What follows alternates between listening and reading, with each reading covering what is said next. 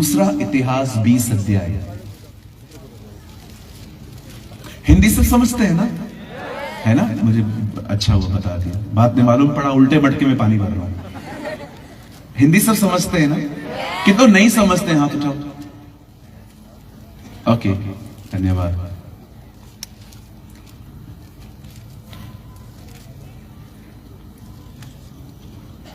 दूसरा इतिहास 20 अध्याय, सभी खोल लीजिए। सेकंड क्रॉनिकल चैप्टर 20 खोल लिया जी। देखिए, बाजू वाले को देखिए, अगर नहीं मिला है तो उनकी मदद करिए, क्योंकि जो लोग घर पे बाइबल नहीं पढ़ते ना, उनको नहीं मिल पाएगा इधर। ठीक है, मदद करिए दूसरे की। दूसरा इतिहास 20 अध्याय, और मैं आपके लिए पढ़ रहा हूं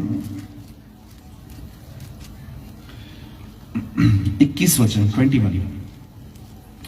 तब उसने प्रजा के साथ सम्मति करके कितनों को ठहराया कि जो पवित्रता से शोभामय होकर हथियारबंदों के आगे आगे चलते हुए यहोवा के गीत गाएं और यह कहते हुए उसकी स्तुति करें, यहोवा का धन्यवाद करो क्योंकि उसकी करुणा सदा की है। आमीन, हालेलुया।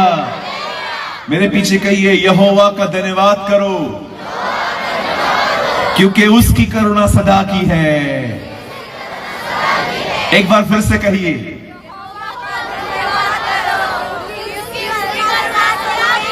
नहीं, हम सब एक साथ कहेंगे। 1 2 3।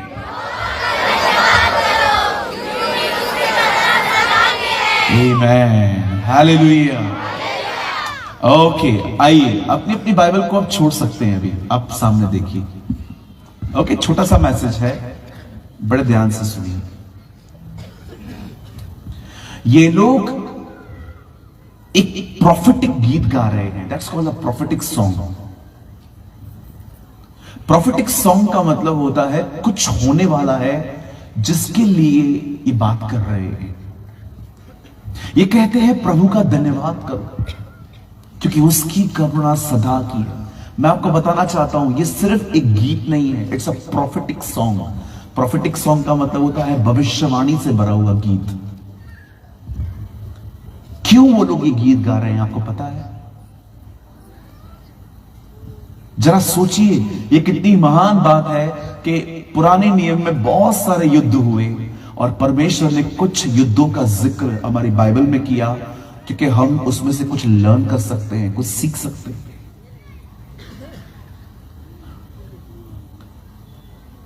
बाइबल कहती है इज़राइल के बहुत सारे दुश्मन थे उन दिनों में और आज भी हैं।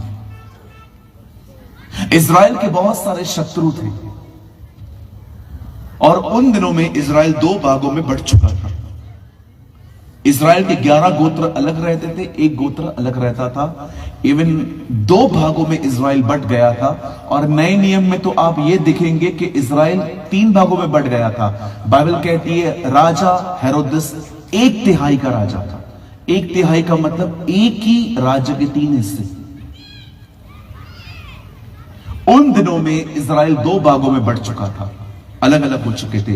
11 गोत्र अलग रहते थे, 11 ग्रुप्स अलग रहते थे। एक ग्रुप अलग रहता था जिसका नाम था यहूदा। एक ही नेशन में 2 किंग्स होते थे। बाइबल कहती है उन दिनों में राजा था आहाब, लेकिन यहूदा का राजा था यहोशापात। यहोशापात के दिनों में बाइबल बताती है, यहोशापात को पता चलता है मुझ छोटे से देश को मारने के लिए 3 देश मुझे आ रहे हैं मारने के लिए। आज भी आप देखते रहेंगे, इज़राइल एक छोटा सा देश है लेकिन बहुत सारी जगहों से घिरा हुआ है। कोई इसे समझने के लिए कोई ज्यादा दिमाग की जरूरत नहीं है। बाइबल कहती है ये वे दिन थे जब यहूदा का एक राजा था जिसका नाम था यहोशापात, और उसे पता चलता है कि कई राज्य के लोग मुझे मारने के लिए आ रहे हैं। और वचन कहता है वो डर गया। He was afraid. बहुत सारे लोग डरते हैं। किसे मौत का डर है, किसे बीमारी का डर है। आपने देखा होगा जब 2019 से लेके 22 तक कोविड था, हमें कितना कोविड का डर था। हम बार बार सैनिटाइजर यूज करते थे, मास्क लगाते थे, बहुत बार हम प्रिकॉशंस लेते थे, दूरी बनाया करते थे। क्यों? क्योंकि हम डरे हुए थे। आज भी बहुत सारे लोग अंधेरे से डरते हैं। कुछ लोग को डर लगता है कि मैं बीमार हूं और अगर मैं मर गया तो मेरे परिवार का क्या होगा। एक डर है इज्जत खोने का डर, कि अगर मेरी गलती सबके सामने आ गई तो मेरी इज्जत का क्या होगा। अलग अलग तरह के डर हैं लोगों के पास। किसी को बीमारी का, किसी को है कि अगर पैसा नहीं आया तो मैं कैसे चल पाऊंगा, मेरे 1 तारीख को जो मुझे बिल्स पे करने हैं, कार का बिल देना है, घर का बिल देना है। बहुत सारी एंजाइटी, चिंताएं, भय, बहुत सारी चीजें इन दिनों में हमारे अंदर हैं। बहुत सारे विद्यार्थियों को डर है अगर फेल हो गया तो। आप जानते हो यहोशापात डर गया, ही वॉज अफ्रेड। आप याद रखिए, डर तब बढ़ता है जब आप वो करते हैं जो एक्चुअली आपको नहीं करना चाहिए। बाइबल कहती है यहोशापात डर गया लेकिन बैक नहीं गया, उन विचारों को उसने बड़ा नहीं बनाया। हम लोग क्या करते हैं पता है, जब हमारी जिंदगी में तकलीफें आती हैं ना, हम प्रार्थना नहीं करते हैं। कई बार हम बैठ जाते हैं और उन तकलीफों के बारे में सोचते रहते हैं, सोचते रहते हैं, सोचते रहते हैं। और आप देखिए, प्रॉब्लम बाहर उतनी ही है, हमारे दिमाग पे बड़ी होती जाती है। मैं कितने लोगों को जानता हूं, दे आर क्रिश्चियंस, वो मसीह हैं लेकिन वो डिप्रेशन में जिंदगी जी रहे हैं। उनके पास आनंद नहीं है, खुशी नहीं है, चिड़चिड़े रहते हैं सारा सारा दिन। कुछ भी बोलो तो उल्टा जवाब देते हैं। क्यों देते हैं? क्योंकि अंदर फ्रस्ट्रेशन है। आज मैं आपसे पूछना चाहता हूं, अगर आपको लगता है कि ब्रदर प्रेमानी मेरे अंदर भी कुछ चीजों के लिए डर है। आप जानते हो, जब यहोशापात को पता चला कि 3 राज्य के लोग मुझे मारने आ रहे हैं, उसने क्या किया? वो बैठ नहीं गया। बाइबल बताती है उसे प्रभु को ढूंढना शुरू कर दिया। He seek the Lord। आप डर से मुक्त होना चाहते हैं? क्या आप चाहते हैं डर आपकी जिंदगी से पूरी तरह से चला जाए? सीक द लॉर्ड, प्रभु को ढूंढो, आपका डर निकल जाएगा। जब आप परमेश्वर के करीब जाएंगे ना, मैं आपको बताना चाहता हूं, दाऊद कहता है, जब मैं डर गया मैं यहोवा की तरफ फिरा और यहोवा ने मुझे निर्भय कर दिया।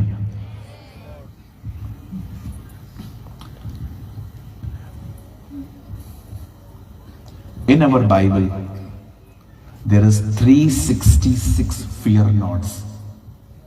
हमारी बाइबल में 366 बार लिखा है डरो मत। आप जानते होंगे, हर कुछ सालों के बाद एक ऐसा साल आता है जिसे हम लीप ईयर कहते हैं, जिसमें एक दिन बढ़ जाता है, फरवरी 29 हो जाती है। परमेश्वर ने उसके लिए भी लिखा। हालेलुया। कहिए पास वाले को, डरो मत। कम ऑन, जल्दी जल्दी कहो। हाँ बोलो बाजू वाले को, डर मत। बहुत डरते हैं अपन। मुझे बताओ क्या होगा? क्या होगा अगर हुआ भी तो कुछ? मैं आप में से हर एक को कहना चाहता हूं, आप शून्य भी हो जाए ना तो भी मत डरना, वो तुम्हें शून्य से भी उठाएगा, वो तुम्हें 0 से भी उठा लेगा। कभी भी शैतान आपको कहे ना, तूने ये खो दिया, तूने वो खो दिया, oh come on, preach to devil. कभी कभी यहां पर ही नहीं, डेविल को भी प्रीच करना सीखो।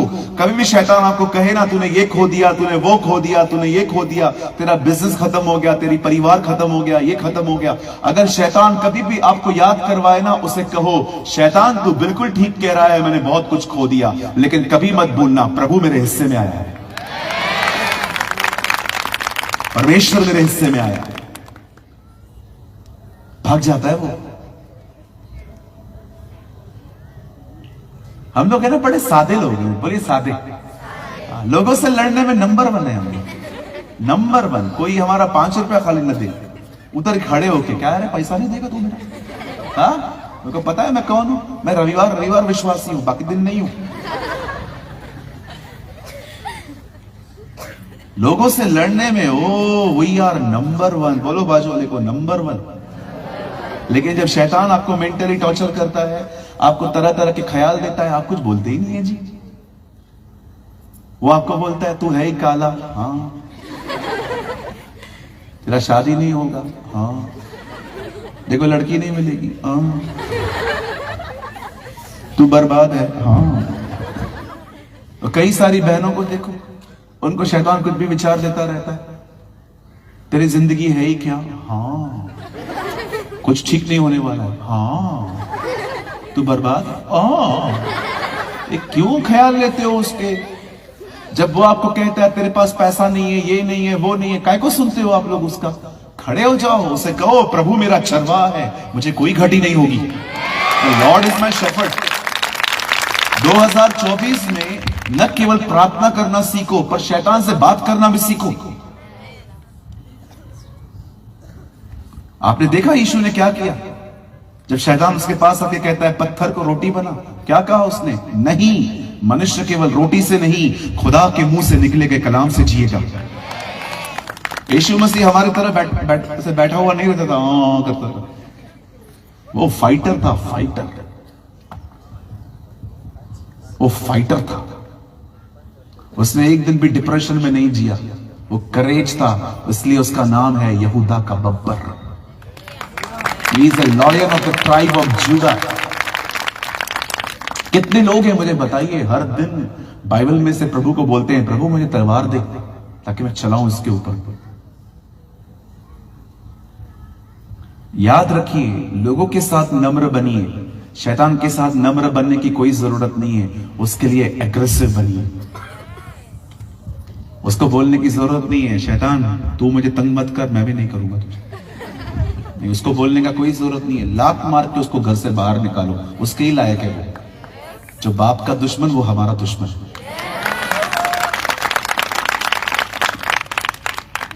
आजकल की पीढ़ी गोली लेके खड़ी है ऐसे। बस शैतान भी कभी कभी जानता है गोली अंदर है ही नहीं, खाली गन लेके इनको डराते रहते हैं लोग। अरे उसमें भरो, थोड़ा एग्रेसिव क्रिश्चियन बनो।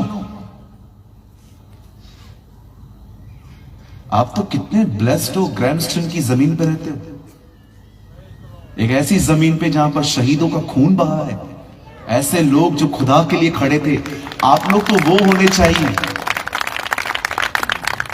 यस, सोचो, हम ऐसे लोगों की जमीन पे खड़े हैं जिन्होंने खून बहाया खुदा के लिए, जिन्होंने अपनी जिंदगी दी। आप लोग तो पहचान होने चाहिए उसकी। डरिए मत, खुदा को ढूंढिए। You should seek the Lord. क्या कहा प्रभु ने? ढूंढो तुम पाओगे, खोजो उसको। कमरे में जाओ, अपना मोबाइल बंद करो, अपना कुत्ता अपनी बिल्ली बाहर निकालो। कई लोग प्रार्थना करने के लिए कुत्ते बिल्ली अंदर लेके जाते हैं। आजकल पेट लवर्स बहुत है ना, हर घर में कुत्ता पाया जाता है आजकल। एक दिन मैं किसके घर में ठहरा था, वहां पर मीटिंग थी, मेरे रूम में आवाजें आ रही थी। तो कौन है यार, आवाज क्यों आ रही है? ओ परमेश्वर पिता, मैं यीशु के नाम से, मैं फिर से मैंने दुआ चालू की अंदर से। कौन है यार? मैंने नीचे देखा, कुत्ता बैठा था। मैंने कहा अंकल ये कुत्ता बैठा है? हाँ ब्रदर, ये कमरा इसी का है, ये निकलता नहीं है इधर से। मैंने कहा अंकल मैं प्रार्थना कैसे करूं, ये भौंक रहा है, ये किधर नहीं जाएगा। मैंने बोला निकल इधर से, जाएगा कैसा नहीं तू। हम लोग बाइबल पढ़ने के लिए बैठते हैं, कुत्ते बिल्ली मोबाइल को सबको साथ में लेके बैठते। कैसे समझ पाएंगे आप लोग? सेपरेशन किधर है? बोलो बोलो। अभी शायद आपके यहां पर कम होगा, बॉम्बे में हर 3 घर के अंदर एक घर में कुत्ता है। कुत्ते को शाम को लेके घुमाते हैं। कभी कभी समझ में नहीं आता है वो कुत्ते को घुमा रहा है कि कुत्ता उन्हें घुमा रहा है। कुत्ता भागता है, कभी कभी वो भी साथ साथ भागता है। So many time. कहिए बाजू वाले को, जब प्रभु के साथ बैठते हो मोबाइल बाहर छोड़ो, कुत्ता बाहर छोड़ो, बिल्ली बाहर छोड़ो, तोता बाहर छोड़ो। हम सब लेके अंदर बैठते हैं, पता नहीं घर है रानी बाग है। खुदा का पाक कलाम कहता है यहोशापात ने प्रभु को ढूंढा। प्रभु को ढूंढना सीखिए, शैतान से बात करना सीखिए। जानते हो उसने प्रभु को कैसे ढूंढा? वो सीधा प्रभु के पास नहीं गया और कहा मैं तकलीफ में हूं। नो, उसने सबसे पहले परमेश्वर की बड़ाई की। क्या तू स्वर्ग में परमेश्वर नहीं? क्या तू वो नहीं है जो मैं मिस्र से निकाल के ले आया? देख, जिस जमीन पे तूने हमें रखा है वहां से लोग हमें निकालने के लिए आ रहे हैं। हमारे पास इनसे लड़ने के लिए न शक्ति है न बुद्धि है, पर हमारी आंखें तेरी ओर लगी रहेंगी। Wow, what a man of God! क्या दुआ है उसकी! अरे ऐसी दुआ सुन के कौन नहीं उतरेगा उसके युद्ध में? क्या प्रार्थना करता है वो! कहता है, आपको पता है एक English translation, the message translation में लिखा गया है, हमारी हिंदी में लिखा गया है न इनसे लड़ने के लिए हमारे पास बुद्धि है न शक्ति है। इंग्लिश में लिखा गया है हम असमर्थ हैं, हमारे पास ताकत नहीं है ऐसे लोगों से लड़ने की, पर हमारी ताकत तू है, तू हमारा बल है। और जब परमेश्वर ने देखा एक बंदा, धन्यवाद हो ऐसे लोगों के लिए जो सबसे पहले अपने वजीरों को, अपने प्यादों को नहीं गिन रहा था। यू नो, अगर हम होते ना और हमें पता चलता कोई हमें मारने के लिए आ रहा है, हम सीधा अपने आर्मी के पास जाते और गिनना शुरू करते, कितने लोग हैं, सबको इकट्ठा कर लेते। यहोशापात अपनी आर्मी के पास नहीं गया, यहोशापात पहले खुदा के पास गया। आपको पता है आप सबसे पहले अपनी तकलीफों में किसे याद करते हैं? उस व्यक्ति को जिस पे आप भरोसा करते हैं। कई लोग इन दिनों में देखते होंगे सीधा मोबाइल लेते हैं, किसको कॉल करते हैं? 10,000 पड़ा है क्या? 5 पड़ा है क्या? 20 पड़ा है क्या? दे दूंगा मैं तेरे को, कोई प्रॉब्लम नहीं है ब्रदर, आपने मांगा। पर क्या आप पहले खुदा के पास गए? क्या आपने प्रभु से कहा, प्रभु मुझे पैसे भरने हैं, 10 दिन पड़े हुए खाली, मैं 10 दिन इंतजार करूंगा, अगर 10 दिन में नहीं आया 11वें दिन मैं किसी और से मांग लूंगा, लेकिन ये 10 दिन मैं किसी से नहीं मांगूंगा, मैं तुझ पे भरोसा करता हूं। ओ परमेश्वर के पास जाओ।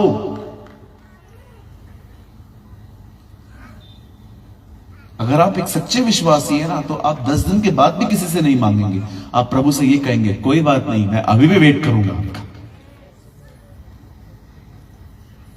यहोशापात खुदा के पास गया और जैसे ही उसने प्रार्थना खत्म की, बाइबल कहती है उससे प्रार्थना करने के बाद एक लड़का वहां पर आता है, उसका नाम यहीजेल था। और कलाम कहता है वो खड़ा होके यहोशापात को कहता है, हे राजा यहोशापात, हे यरूशलेम के निवासियों, डरो मत, कल उनका सामना करने के लिए जाना। वो सामने से आएंगे, लेकिन इस लड़ाई में तुम्हें लड़ना नहीं पड़ेगा। तुम खुदा की तरफ से अपना बचाव देखोगे, तुम देखोगे कि परमेश्वर तुम्हारे युद्ध को लड़ेगा। आप जानते हैं, जस्ट परमेश्वर का वचन आया और यहोशापात इनकरेज हुआ। और आपको पता है उन्होंने क्या किया? अब मैं जो आपको बताना चाहता हूं, बड़े ध्यान से सुनिए, अंडरस्टैंड दिस थिंग। आप जानते हैं, जब यहोशापात ने यह वचन सुना कि प्रभु हमारी तरफ से लड़ेगा, तब उसने क्या किया? बाइबल कहती है उसने 2 ग्रुप्स बनाए। पता है पहले ग्रुप्स में उसने किसको रखा? हम जब वर्शिप करते हैं तो आपने देखा है हमारे पीछे क्वायर खड़े रहते हैं, पीछे पीछे गाने वाले, गवैये कहते हैं हिंदी में, हम उससे इंग्लिश में कहते हैं क्वायर्स। आप जानते हो सबसे पहले आगे कौन खड़े हुए युद्ध में लड़ने के लिए? क्वायर्स। Read it. लिखा है गवैये आगे खड़े हुए। आप सोचो, जिनके पास हथियार थे वो सेकंड रो में खड़े थे। अगर आप युद्ध करने के लिए जा रहे हैं तो मुझे बताइए, आपको सबसे आगे किसको रखना चाहिए? हथियार वालों को, कि जब सामने से कोई आएगा तो ये मरेंगे। आपको पता है उन्होंने सबसे आगे उन लोगों को नहीं रखा जिनके पास हथियार थे, उन्होंने सबसे आगे क्वायर्स को रखा। और क्वायर्स पता है क्या कर रहे थे? गीत गा रहे थे, यहोवा भला है, उसकी करुणा सदा की है। खुदा का शुक्र करो, वो भला है, उसकी करुणा सदा की है। मुझे एक बात बताइए, धन्यवाद कब देते हैं आप? हम जब किसी होटल में जाते हैं, खाना खा लेते हैं, खाना खाने के बाद हम वेटर को कहते हैं थैंक यू। हम किसी घर में जाते हैं और वहां पर हमें कोई चाय ऑफर करता है, हम चाय पीने के बाद उसे कहते हैं थैंक यू। कई बार आप देखिए, हम अपने टीचर्स डे पे हम टीचर्स के साथ मिलकर कहते हैं टीचर थैंक यू, आपने मुझे शिक्षित किया था। हम हमेशा धन्यवाद देते हैं जब हमारे लिए कोई कुछ करता है। और आपको पता है, यहोशापात ने युद्ध जीतने के बाद धन्यवाद नहीं किया, उससे युद्ध लड़ने से पहले धन्यवाद किया। पता है क्यों? क्योंकि ये विश्वास था हम जीत चुके हैं। That is a trust. आप हमेशा याद रखना, विश्वास से भरे हुए लोग हमेशा चमत्कार होने के बाद नहीं, उससे पहले धन्यवाद देते, क्योंकि वो जानते हैं खुदा ने कर दिया है। इट इज डन, ये हो चुका है। मैं आज आपको कहना चाहता हूं, जब आप इस हॉल में से बाहर जाएंगे ना, जब आप इस ग्राउंड से बाहर जाएंगे, नारे लगाते लगाते जाना, धन्यवाद यीशु, धन्यवाद यीशु।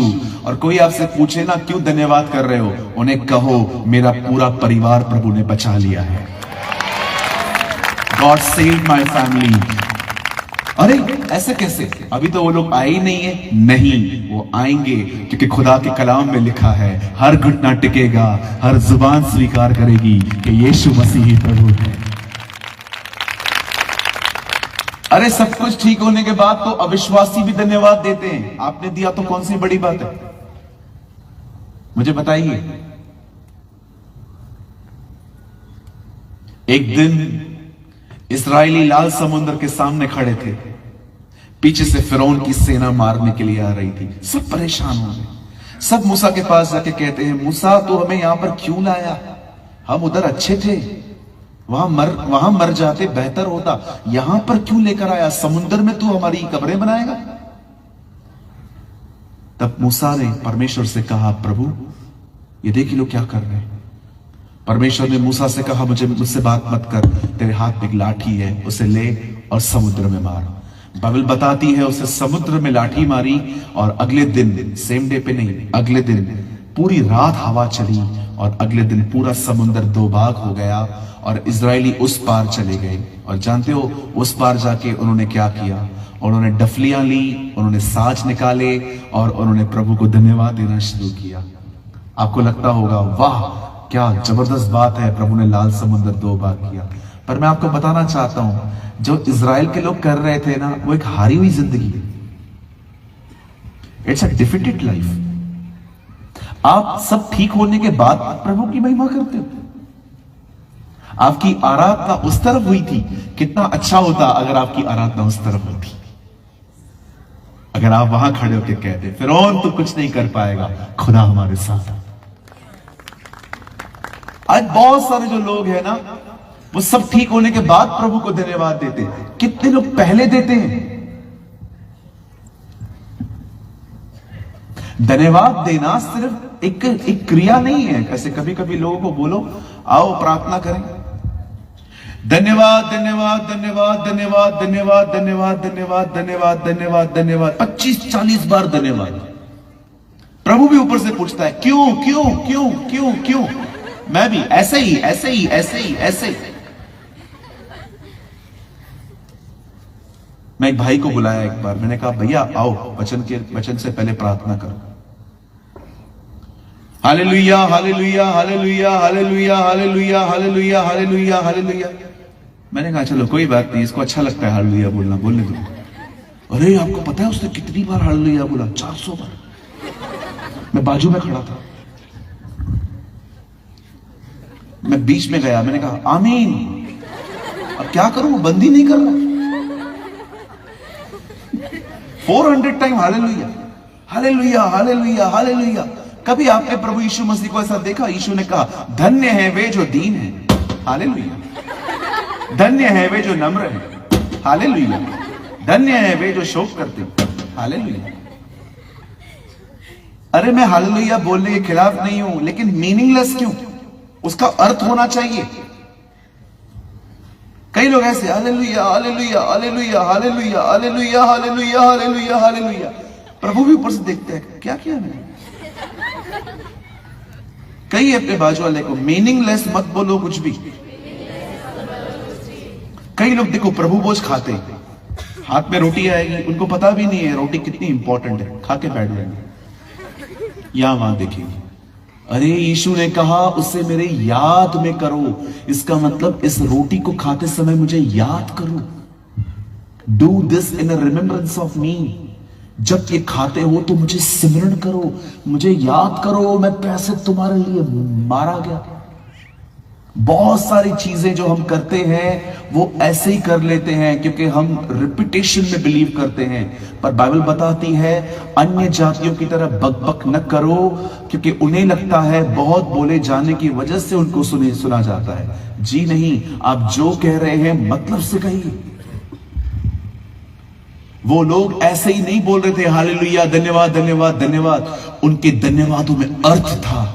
वो परमेश्वर को पता है क्या कहना चाह रहे थे, धन्यवाद तेरी करुणा सदा की है, क्योंकि हम जानते हैं तू हमारे युद्धों को लड़ चुका है। ये फेथ था।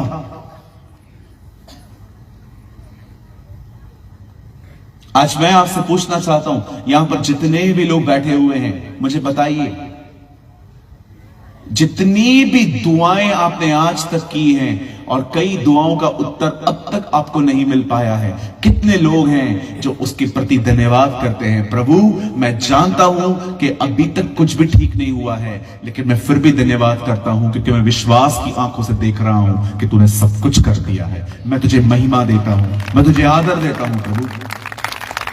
ये सिर्फ एक गीत नहीं है, ये एक भविष्यवाणी से भरा हुआ गीत है। It's a prophetic song.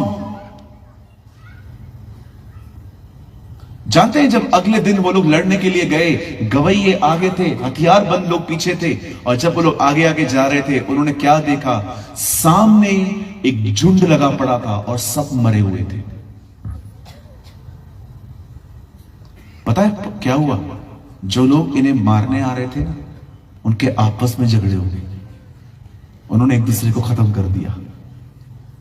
याद रखिए, अगर परमेश्वर अपनी कलीसिया के अंदर शांति की आत्मा भेज सकता है तो वो आपके शत्रुओं को खत्म करने के लिए गड़बड़ियों की आत्मा भी मार डाल सकता है।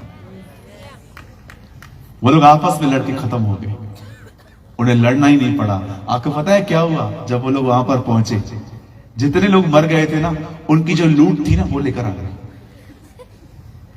ये इतिहास है कि जब भी युद्ध हुए हैं देश में बीमारी और गरीबी आई है, लेकिन ये इतिहास है जब भी इजराइल जीता है अमीर हुआ है। जब भी इजराइल लड़ने के लिए गया वो अमीर हुआ है। उनके युद्ध भी उन्हें अमीर कर देते हैं। क्यों? क्योंकि परमेश्वर उसके साथ है। आज इस छोटे से मैसेज के द्वारा मैं आपसे एक बात पूछना चाहता हूं। आइए, मैं चाहता हूं आप सब सामने देखिए, मुझे बताएं क्यों वो लोग आराधना कर रहे थे आगे आगे। मेरे भाइयों, मेरी बहनों, यहां देखिए प्लीज, जितने भी लोग यहां बैठे सामने देखिए, सुनिए। ये मैं भविष्यवाणी नहीं कर रहा हूं, ये बाइबल का सत्य है। आप जब तक जिंदा है ना, तब तक आपकी जिंदगी में तकलीफें आती रहेंगी। मानते? बाइबल कंफर्टेबल जिंदगी जीने का वादा नहीं करती। आप जब तक जिंदा है ना, लाइफ में प्रॉब्लम्स आती रहेंगी। हमारे चर्च में एक बहन आई, उन्होंने कहा ब्रदर प्रेमानी मुझे आपसे काम है। मैंने कहा हाँ दीदी बोलो। बोला मेरे लिए एक प्रार्थना करो। मैं बोला क्या प्रार्थना करूं? बोला मेरे लिए प्रार्थना करो कि जब तक मैं इस पृथ्वी पर हूं मुझे कभी तकलीफ ना आए। मैंने कहा ठीक है, ये भी प्रार्थना है एक्चुअली। मैंने उनके सर पे हाथ रख के मैंने कहा प्रभु इसे आज ही उठा। उन्होंने मेरे हाथ को हटाया, उन्होंने बोला ये कैसी प्रार्थना है भैया? मैंने कहा यही प्रार्थना अच्छी है, सही है। बोला क्यों? मैंने कहा आपने कहा कभी तकलीफ ना आए, वो उधर ही है, इधर जब तक रहोगे आएगी। तो आज ही निकल लो इससे अच्छा। आप जब तक हैं यहां पर प्रॉब्लम्स आएंगी। क्या सारा दिन तकलीफों को ले लेके सोचते सोचते रोते रहोगे? क्यों ना हम एक एटीट्यूड हासिल करें, क्यों ना हम एक आचरण हासिल करें, क्यों ना हम एक आचरण हासिल करें कि हमें तकलीफों में कैसे जिंदगी जीनी चाहिए। आज तकलीफ आएगी, प्रार्थना करोगे, वो चली जाएगी, फिर 2 दिन खुश रहोगे। 2 दिन के बाद एक और तकलीफ आएगी, फिर रोगे, फिर तकलीफ चली जाएगी, फिर खुश रहोगे। कब तक ऐसी जिंदगी जिएंगे हम? क्यों ना हम ये सीख लें कि तकलीफों में जिंदगी जिया कैसे जाता है। हम सीख लें कि खुदा के साथ कैसे एक बना रहता है। आपने देखा जीसस जहां भी जाता था वहां तकलीफें थी। वो एक जगह पे गया, वहां दाखरस खत्म हो गया। एक जगह पे गया, खाना नहीं था। एक जगह पे गया तो किसी का हाथ सूखा हुआ था। एक जगह पे गया तो एक आदमी के अंदर से 2000 दुष्ट आत्माएं थी। मुझे एक जगह बताइए जहां पर प्रभु यीशु मसीह गए और वहां पर सब ठीक था। वो जहां कहीं गया वहां पर कुछ ना कुछ तकलीफें थी। आइए यहां देखिए, एक दिन वो एक जगह पे गया, उसे पता चला एक बंदा है जो 38 साल से बीमार है। कितने साल से? कहिए, कितने साल से? 38 साल से। सोचो 38 साल से तो वो बीमार है, उसकी उम्र कितनी होगी? बाइबल कहती है एक जगह पे यीशु मसीह गए और वहां पर 12 साल से एक बहन बीमार थी और उसने उसे छुआ, वो चंगी हो गई। वो कितने साल से बीमार थी? 12 इयर्स। बाइबल कहती है वो एक आराधनालय में गया, वहां पर एक कुबड़ी स्त्री थी, 18 साल से वो बीमार थी। 12, 38, 18। कभी आपने सोचा खुदा के पाक कलाम में इन लोगों की उम्र का जिक्र क्यों है? क्यों बताया गया है कि ये इतने इतने अरसे से बीमार थे? पता है परमेश्वर आपको क्या बताना चाहता है? मेरे बेटे, मेरी बेटी, चिंता करना बंद कर। प्रॉब्लम चाहे कितनी भी पुरानी हो, सॉल्व हो सकती है।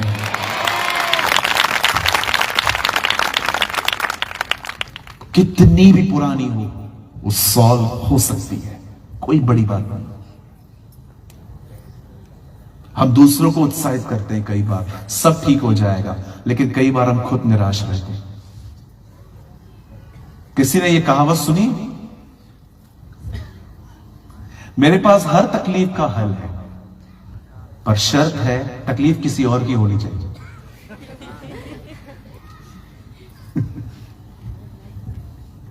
मेरे पास हर तकलीफ का हल है, लेकिन तकलीफ किसी और की होनी चाहिए। हम दूसरों को उत्साहित कर लेते हैं, अरे यीशु जिंदा है, सब ठीक हो जाएगा, चर्च कंटिन्यू आता रहे, प्रार्थना कर, सब ठीक हो जाएगा। लेकिन जब बात हमारी आती है, वी आर डिस्करेज।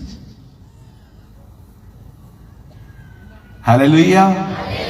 मैं आप में से हर एक को कहना चाहता हूं, जो कुछ भी आज तक नहीं मिल पाया है उसके विषय में कुड़कुड़ाना बंद कर दो और उन चीजों के लिए धन्यवाद देना शुरू करो जो खुदा ने आपको दी हैं।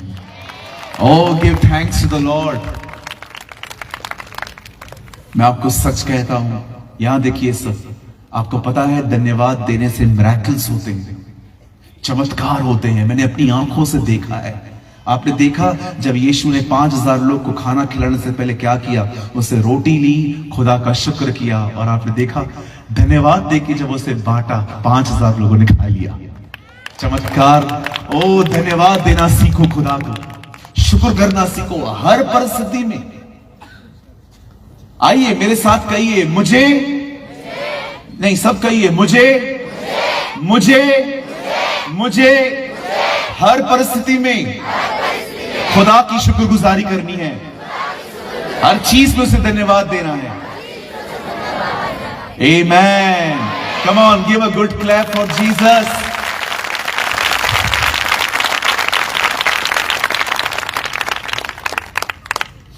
2020 में मेरा एक्सीडेंट हुआ, मेरी उंगली टूट गई, ये वाली बीच वाली। बहुत खतरनाक तरीके से मैं गिरा।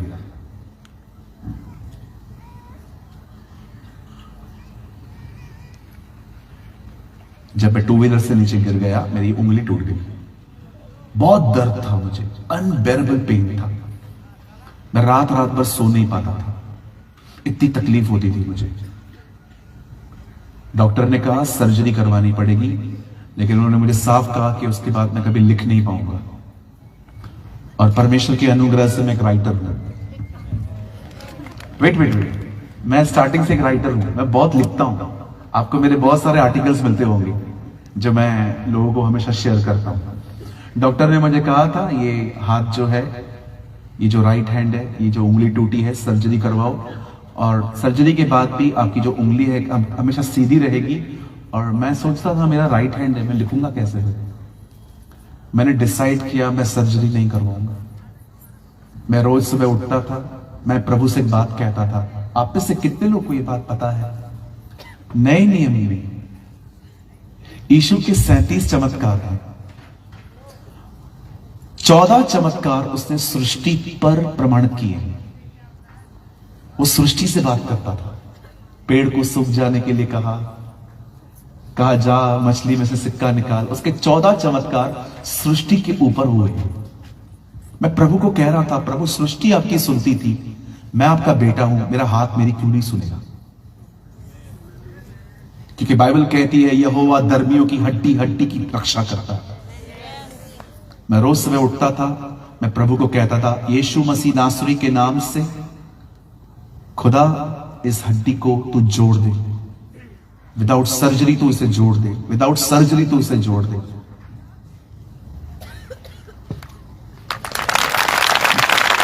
मैं बिल्कुल ठीक हूं, खूब लिखता हूं आज भी, खूब लिखता हूं। कभी कभी मैं हर दिन 200 300 लाइंस लिखता हूं, पूरा चैप्टर लिख देता हूं। मैं ठीक हूं। मैं ये नहीं कह रहा हूं कि डॉक्टर्स गलत हैं, हमें उनके पास नहीं जाना चाहिए, पर मैं आपको बताना चाहता हूं विश्वास एक अलग ही चीज है। और हमारा तो विश्वास